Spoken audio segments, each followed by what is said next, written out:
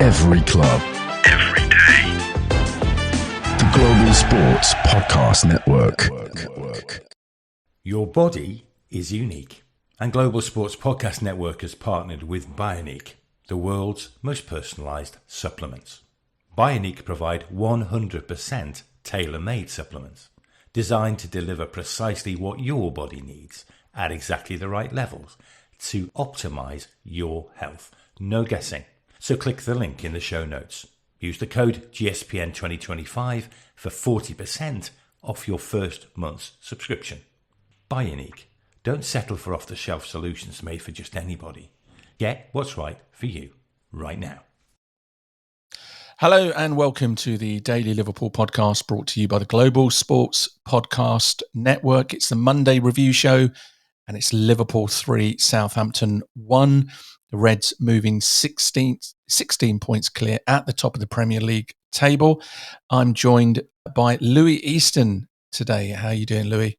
Yes, not too bad. Thank you for having me. Long overdue that the two of us joined forces again for Daily Liverpool.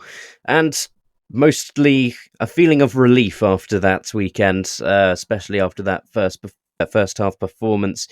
Relief with the second half. Let's hope we can keep that going for the next two much tougher games this week. Absolutely. Arnie Slott, who was serving the last of his two-match ban after that Merseyside derby and his words of advice to Michael Oliver.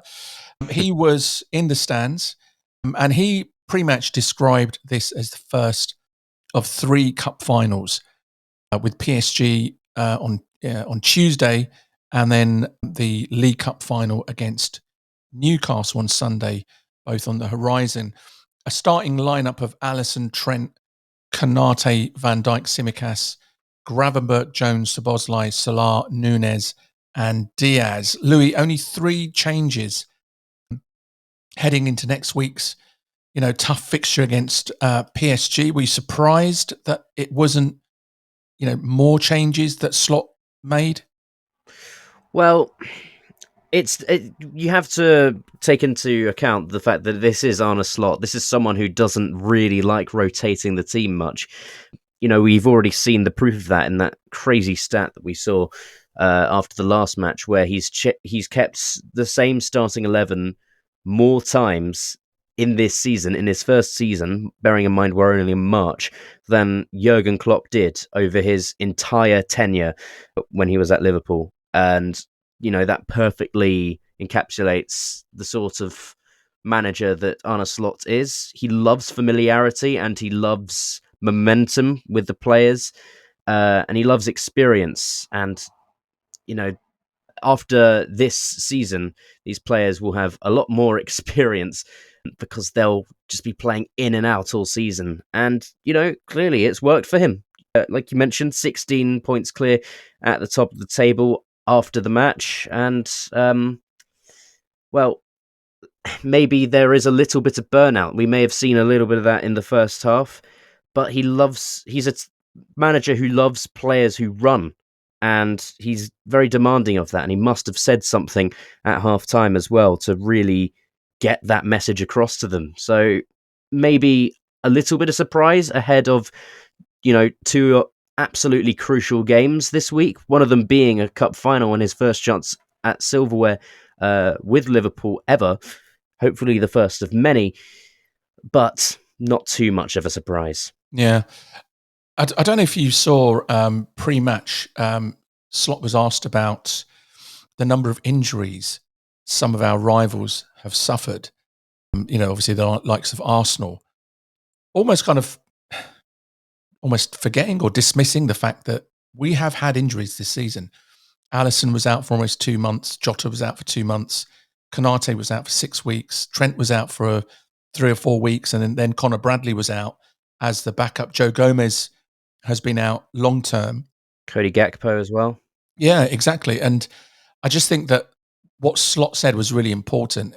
And he said that they have a particular way of training that is designed to limit the kind of hamstring injuries, the calf pulls that are normally the result of overtraining. And I just think that one of the real features of Arnie Slott and his team, because he's brought that team from Feyenoord, is the way that they manage the players. So you won't get wholesale changes, but you'll get one or two players dipping in and out, getting a rest. And I think we're seeing the benefits of that, towards the tail end of this season. Now, as you said, the first half was quite tight, and it was a performance that was quite forgettable for Liverpool.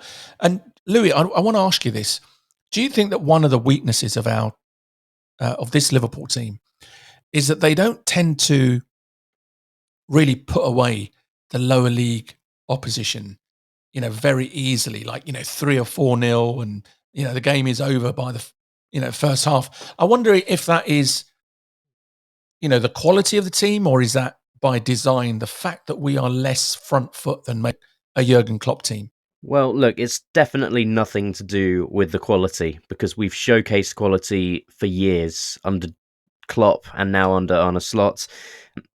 But I think it's almost a sort of preserve what you have, even though it can be a very risky approach. But you can't knock it. It's worked this season, but there have been a couple of matches. Most notably, the one that comes to my mind is the Wolves match that wasn't that long ago, where we just held on for half an hour towards the end. But when you have someone like Wataru Endo, who you can bring on into our midfield, who can just lock up the game, frustrate their attackers, and you have the quality of Virgil van Dijk organising the defence, it's something that can work. And especially with someone like Alisson in goal. I know we haven't had him all season, but we've had the privilege of probably the best number 2 in the world, Quaveen Kelleher, in goal when he was missing. So it's very risky.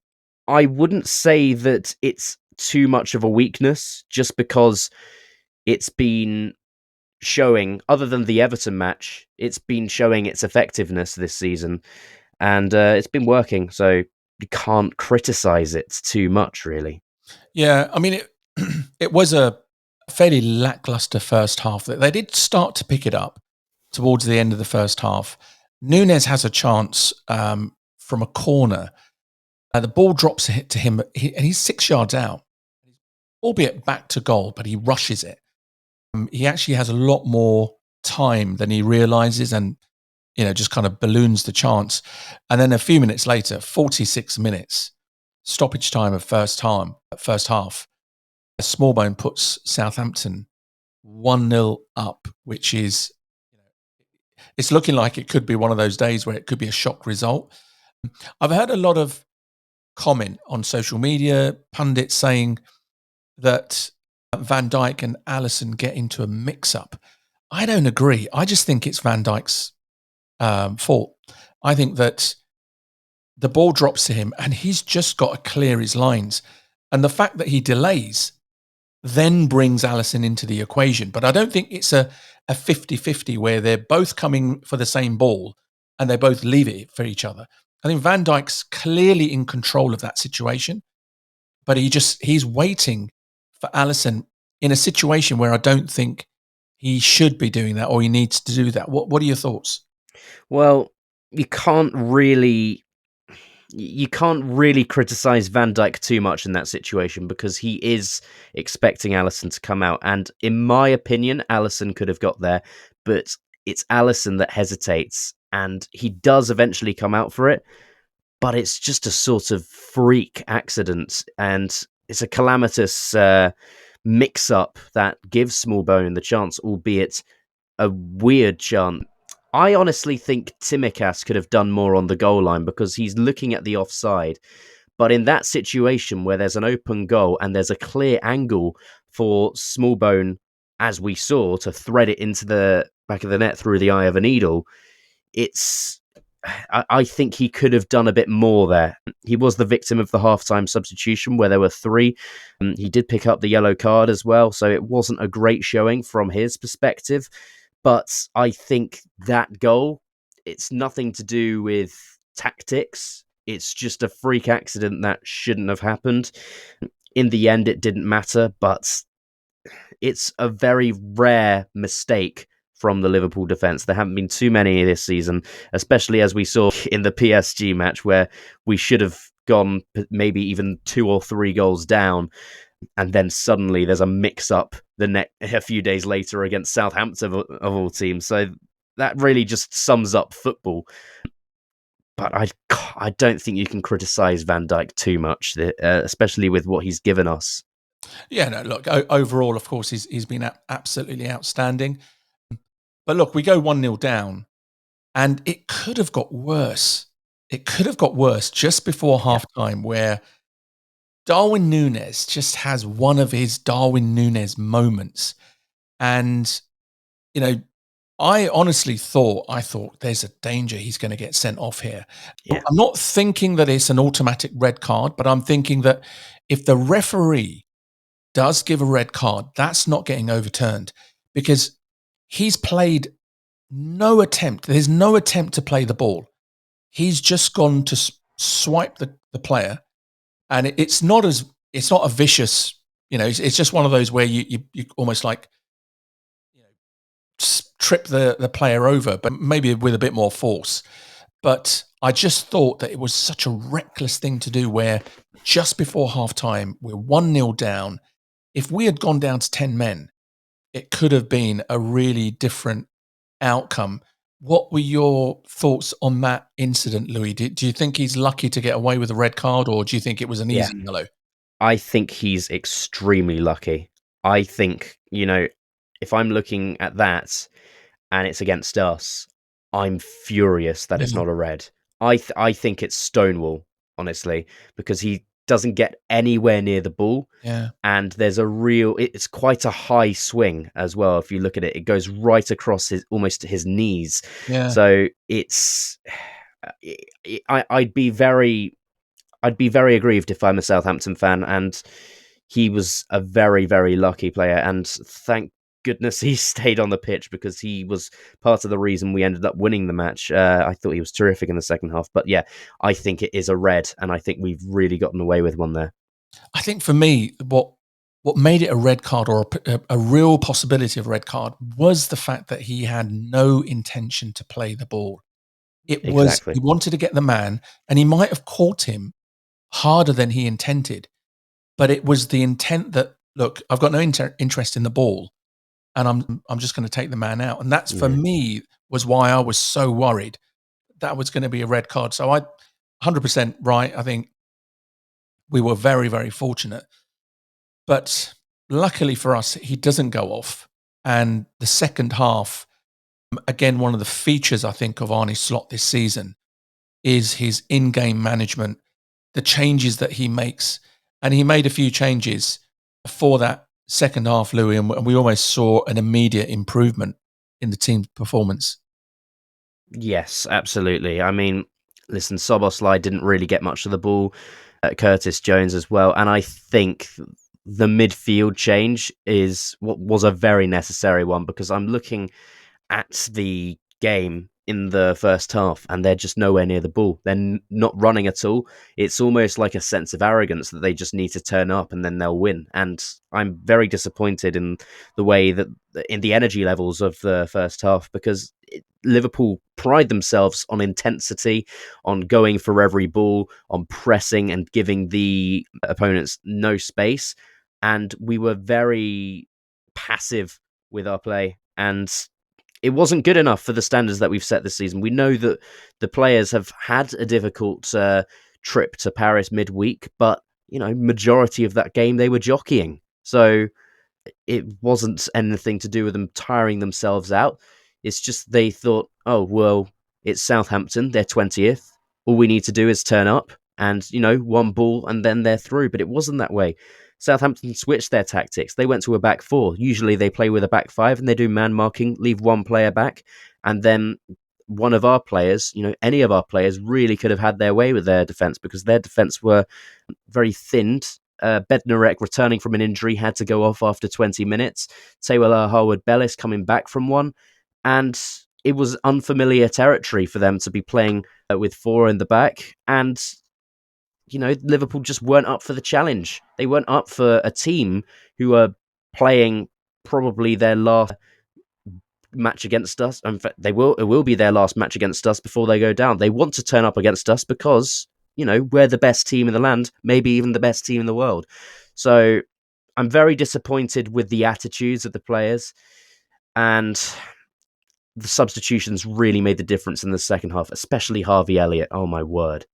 Yeah, no, the substitutions that Slott made, Andy Robertson coming off for Tsimikas, I thought was really, really poor. I was really disappointed with Tsimikas. I thought defensively he looked very lightweight. I thought his distribution was not great. His crosses were really not of the standard that we'd come to expect.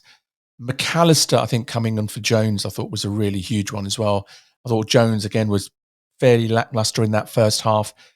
But again, as you mentioned, Harvey Elliott, I thought, coming on for Szoboszlai, made a real impact. And it just took 6 minutes for Liverpool to feel that impact, with Diaz getting an assist and Núñez, getting a good number 9 goal in the penalty area, on his toes, and, puts Liverpool level, at 1-1.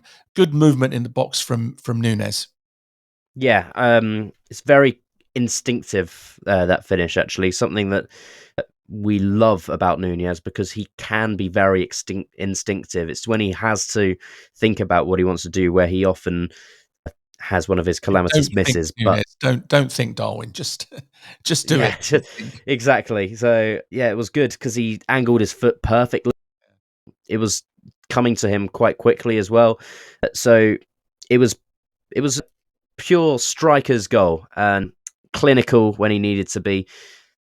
Perhaps very lucky to have gotten the opportunity when he was on the pitch in the first place. Exactly. And he's involved again. Just 3 minutes later, we get a penalty, and when Núñez is brought down in the penalty area, and up steps Mohamed Salah. And, is there any doubt in terms of where that ball's going?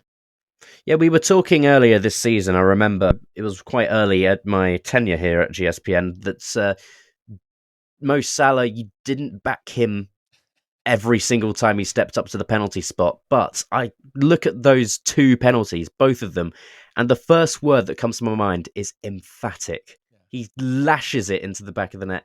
And I think he's really improved with his penalties. I think he's improved with his penalties. 100%. I agree with you. Before, I did say that. I did say that at the start of the season. It's not that I didn't rate him as a penalty taker. I just was always a bit nervous. Yeah. Because even when he scored, the penalties that he scored were not always in the corner. They weren't in, if you remember Steven Gerrard or even like James Milner, when they took a penalty, it went into the side netting. So even if the keeper went the right way, there's no way they're saving that penalty. With pace as well, and height. And so Salah had this habit of scoring a good percentage of his penalties. They were savable. If the keeper goes the right way, he's going to save those. And that has happened a few times. But I've noticed recently, in the last, I think maybe since his last miss, he has gone more for placing the ball as opposed to just getting his head down and just hammering it. And the penalties that he certainly the first one that he scored that we're talking about, as you said, was absolutely emphatic. And he had a quiet game up until then.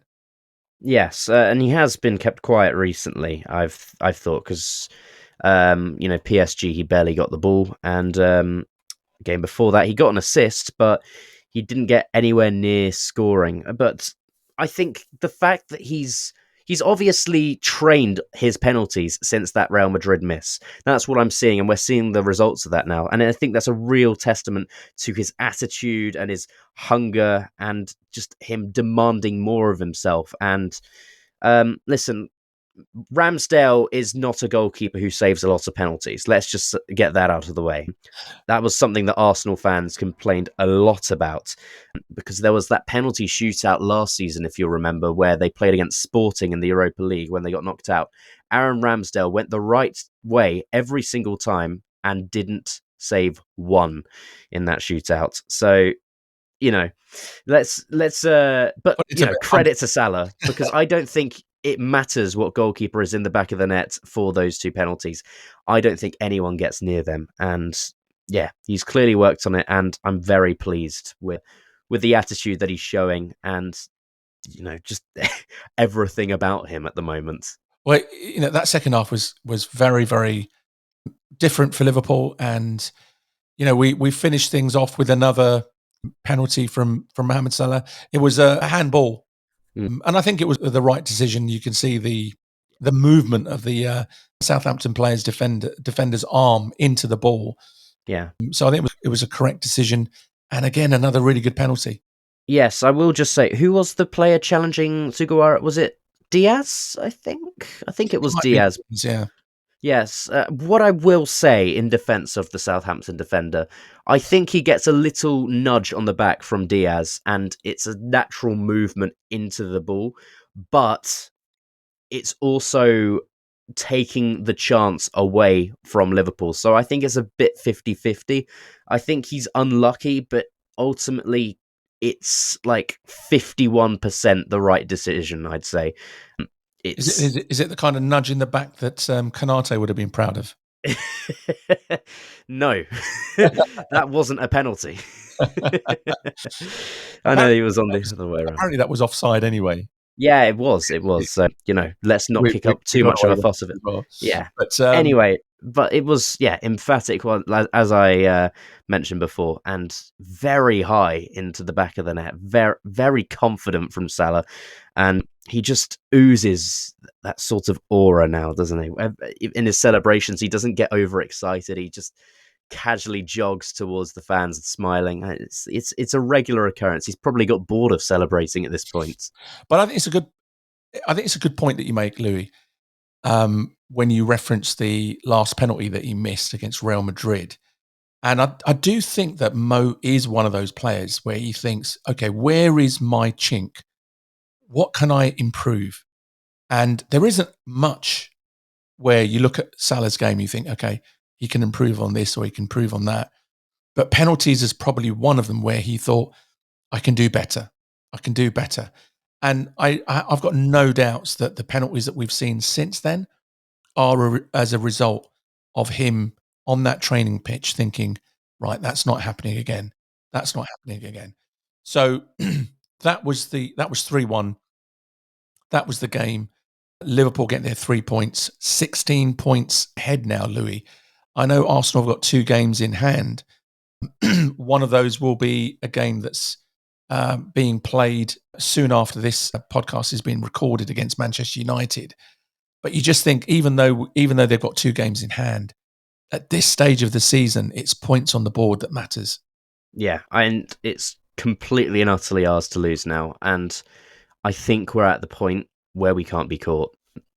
If you just look at the fixtures that we have to play, you look at all of those games and you just think there's not a game there that we shouldn't be winning, because I think Arsenal is the only one where maybe we'll have the guard of honour by that point, and that would be absolutely amazing to get it from them. That would just be rubbing salt in the wounds. But we'd have to tune into Arsenal Fan TV for that one. Oh yes, I cannot wait for that. Maybe we'll get guys onto the podcast. Who knows? Oh yes, that would be brilliant. I think our next Premier League match, I believe, is against Everton at Anfield at home. So that will be a huge one. And that will be, I believe, in April. Yeah, I think it's the 2nd of April, I think. Yeah, 2nd of April, midweek at Anfield. Yeah. But I think just as important as the points gap now is the fact that the number of games are running out now. Yeah. And there's just not enough games now for Arsenal to think that Liverpool are going to lose 4 games and that they are going to win every single game now and not drop points. And there are a couple of games coming up where we really can get momentum for the rest of the season, especially if we win the Carabao Cup. That will be just marvellous motivation for the Reds going into the rest of the season. And I'm looking at Arsenal. I mean, they've got some tough fixtures. I mean, They have Chelsea at home still to happen. They've got Fulham short after that, which is another tough game. I think we still have to play Fulham as well. Yes, and it just seems like the points difference compared to the games that we have to play left. It seems like our lead is too strong and too great for Arsenal.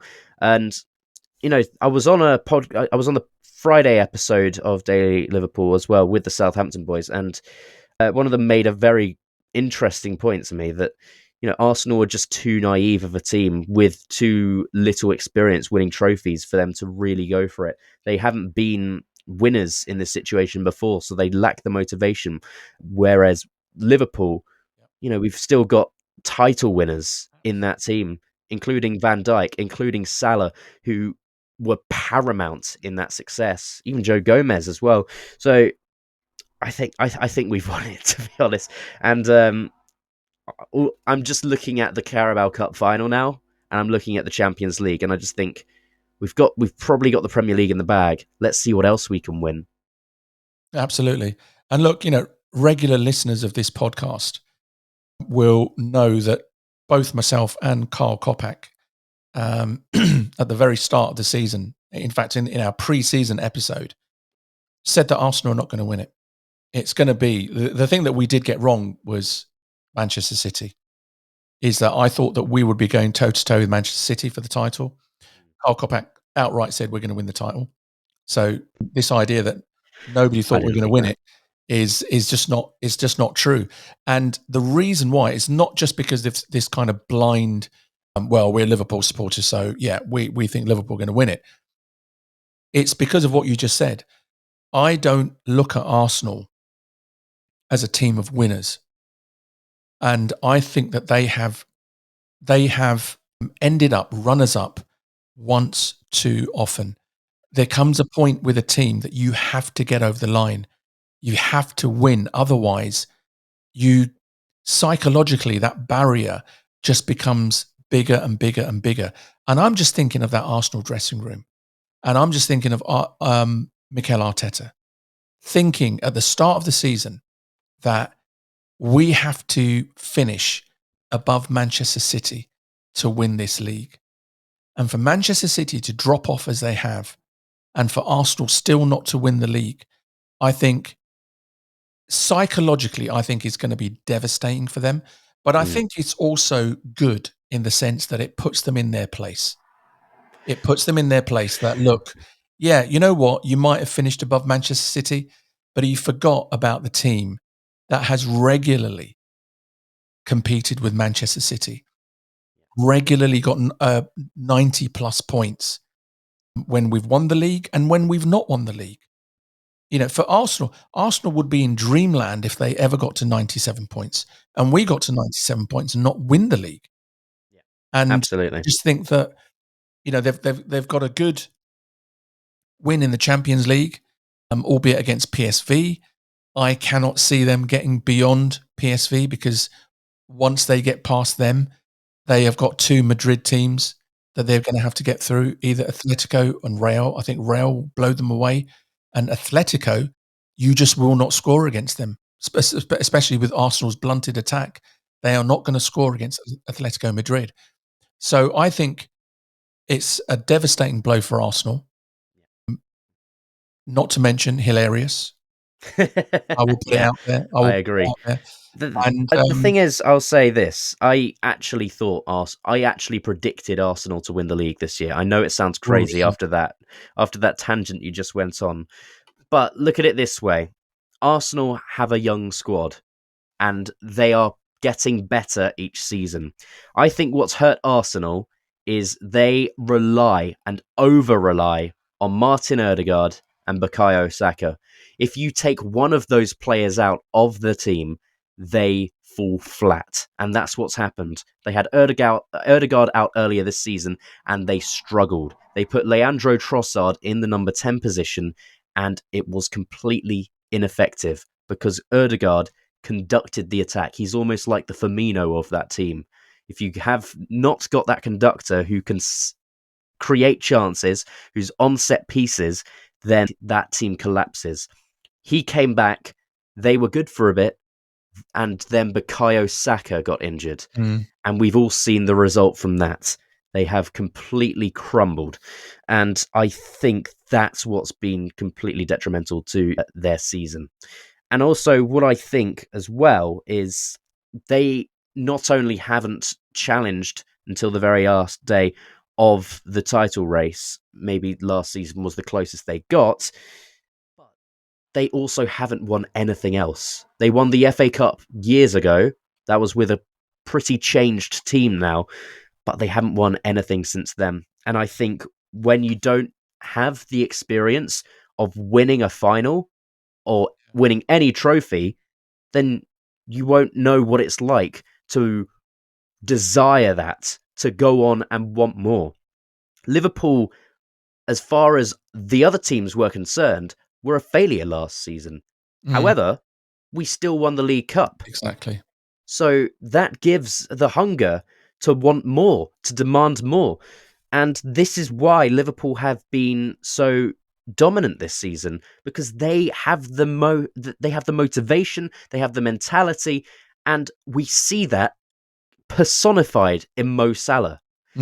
Not to mention the fact that Arne Slott's tactical prowess has also been so effective that if you take some of these players out, each player going back in knows their role because Slott can familiarise that player with that role. I don't think Arteta possesses that genius mind. And he's a great manager. You know, he's turned Arsenal's failure when he came in around. You know, COVID, they were dreadful. And he's got them to a position where they can challenge for trophies. But challenging is not enough. And as you mentioned, this is going to be a heavy blow for Arsenal fans. Long may it continue. That is all for today. Give us a follow on your preferred podcast platform so that you get the very latest content when it drops.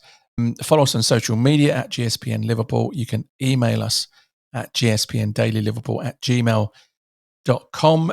Thanks to Louie today. Join us again tomorrow when we'll bring you the preview of that huge round of 16 Champions League tie against PSG, with the tie in the balance.